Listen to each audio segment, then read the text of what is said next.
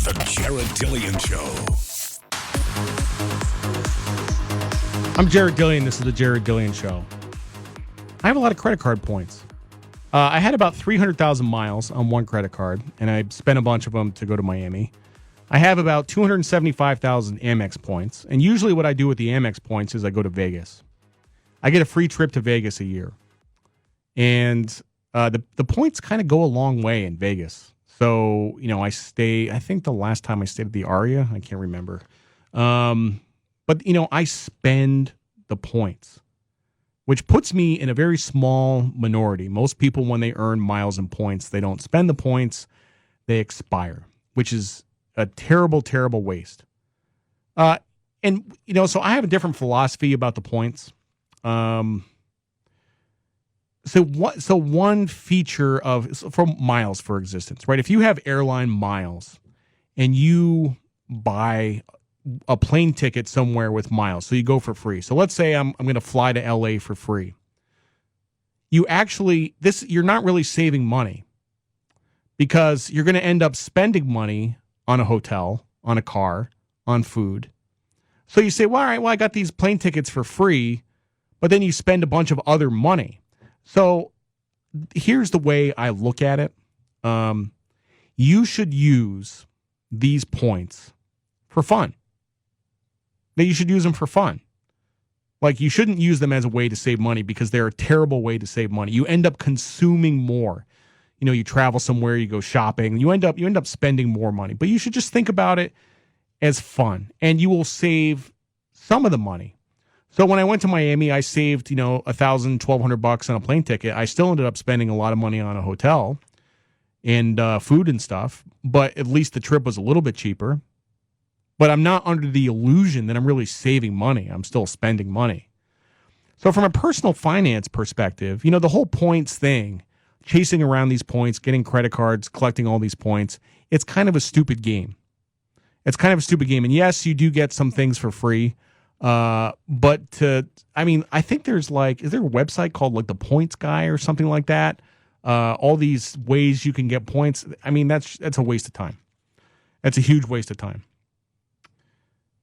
So, I think the best kinds of rewards programs are like Discover Card. Discover Card, you get cash back. That's super boring. That's really boring. Like, cash back is like, oh, great, I get $50 off my credit card bill. Hooray. That's not fun at all. Fun is a plane ticket going to Vegas, getting a hotel room. That's fun. So, I have a Discover Card. And I don't use it as much because it's not fun, because I don't care about the cash back. I actually want stuff because it's fun. Most of these things give you 1%. And it works out to be a little less than 1%.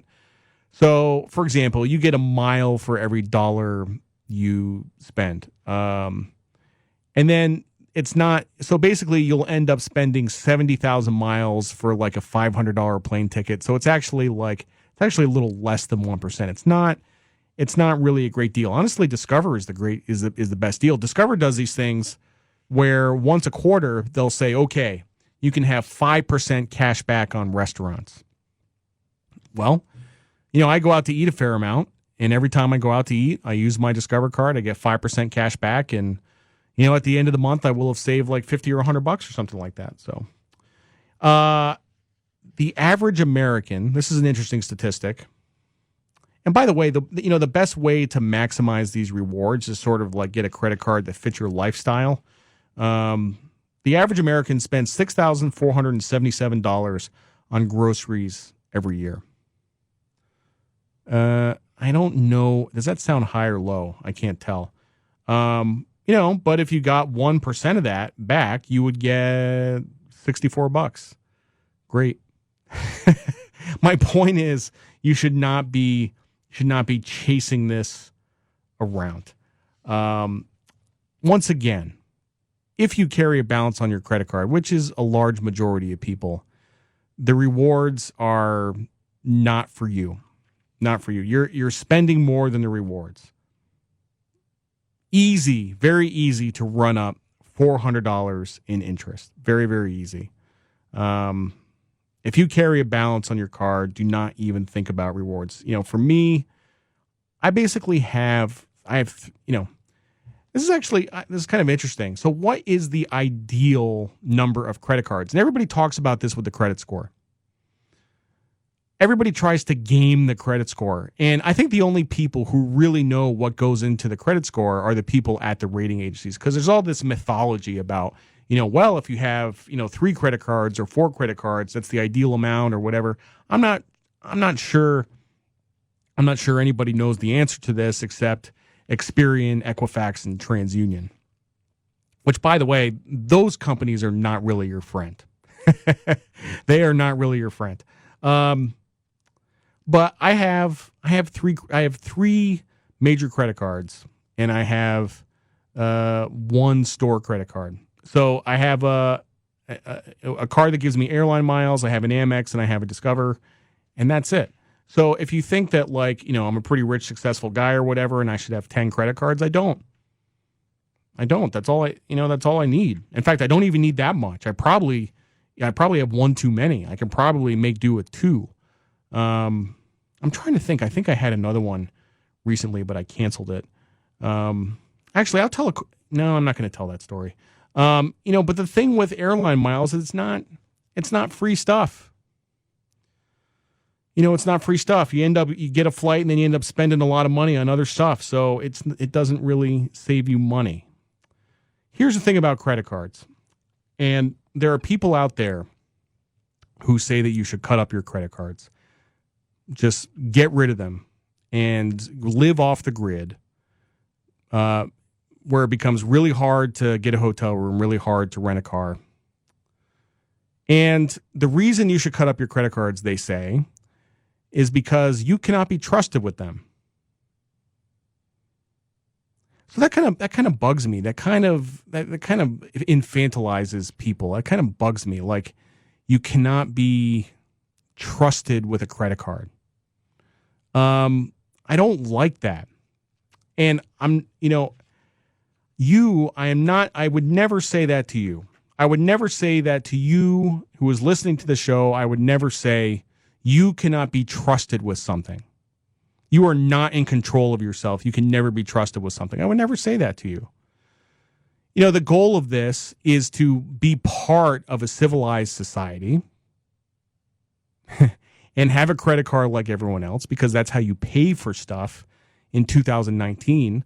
I think maybe in 1989, it might have been a little more realistic not to have a credit card. That's when they took the credit card and they put it on that little machine and then they rolled the thing over and they had like the carbon paper and stuff like that. Maybe back then you could have not had a credit card, but you can't do it nowadays. And it's not even just hotels or rental cars. I mean, there's actually, this is something that kind of gets under my skin a little bit.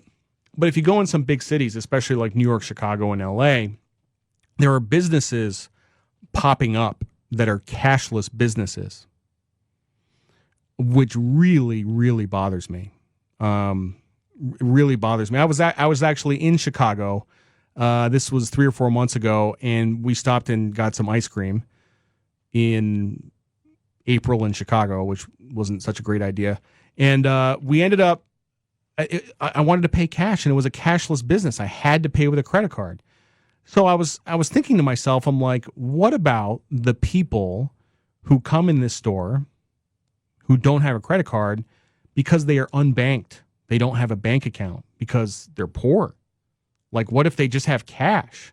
Like, that, it kind of discriminates against those people. Like, why would you say, are you trying to keep people out of your store? I get it that, like, handling, for businesses to handle cash is a hassle. Like, cash is a hassle. So, you got to take it out of the register. You got to put it in that bag. You got to put it in the drop box at the bank. Like, there's just, handling cash. There's a cost to handling cash. And, businesses complain about transaction fees on credit cards being about 3%, but honestly, they probably spend more than that handling cash. So I understand the desire not to handle cash, but there's a certain percentage of the population that is unbanked.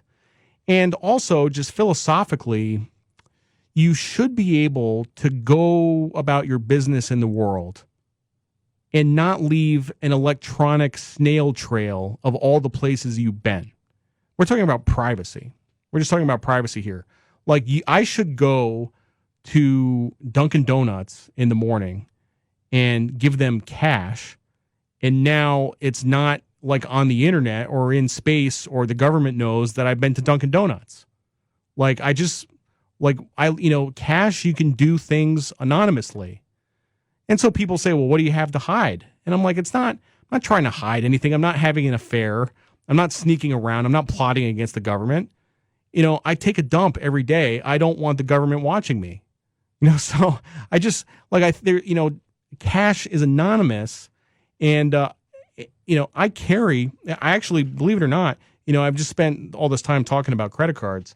I actually don't use the credit cards a lot. I'm like a cash guy. I use cash a lot, kind of for that reason.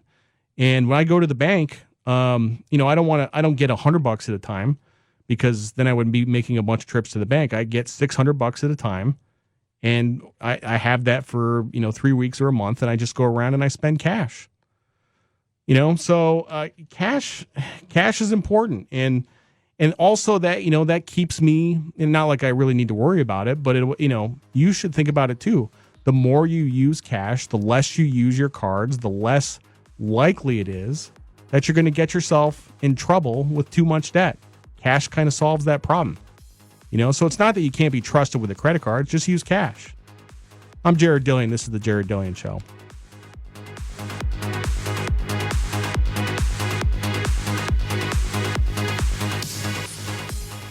The Jared Dillian Show.